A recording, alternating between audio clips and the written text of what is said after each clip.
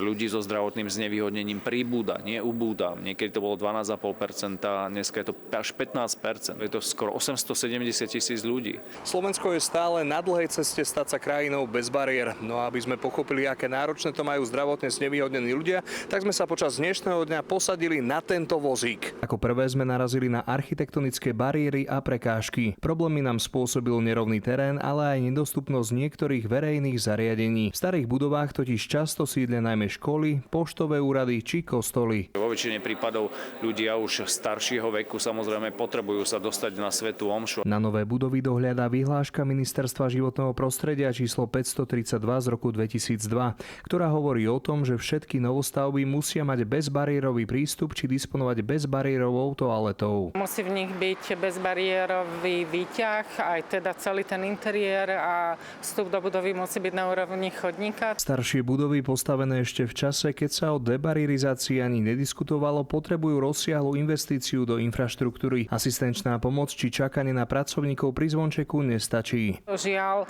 nie vždy tá debariérizácia má ten účinok, ktorý ľudia so zdravotným postihnutím potrebujú. Problémom sú aj chýbajúce dáta. Nevieme, koľko máme bezbariérových inštitúcií, ako sú napríklad telocvične. Kompetentní netušia ani to, koľko zdravotne znevýhodnených nemá prácu. Odpoveď je, že myknú plecami. Nezamestnaný, zdravotne znevýhodnený človek sa väčšinou vôbec nehlási na úrade práce, pretože ani neverí, že by mu úrad práce mohol nájsť zamestnanie. Mentálne bariéry spôsobujú problémy pri hľadaní práce. Pritom zdravotne znevýhodnení nie sú odsúdení len na tie podradné. Dobrým príkladom sú aj sociálne podniky, ktoré sa snažia náplň práce s znevýhodneným zamestnancom prispôsobovať. Máme napríklad aj firmu, ktorá repasuje počítače a spotrebnú elektroniku, kde ľudia, ktorí sedia na invalidnom vozíku, bez problémov vedia pracovať s touto elektronikou. Takmer všetky autobusy a trolejbusy v Bratislave sú debariérizované. Problémom sú električky. Očakávame 30 nových električiek, ktoré postupne budeme nasadzovať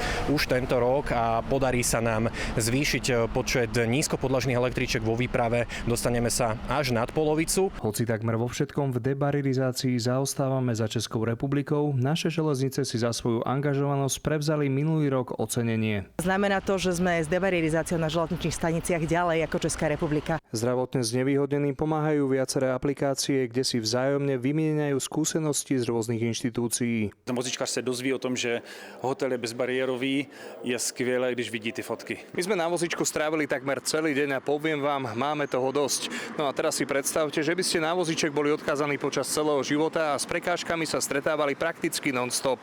Martin Naď, televízia Joj.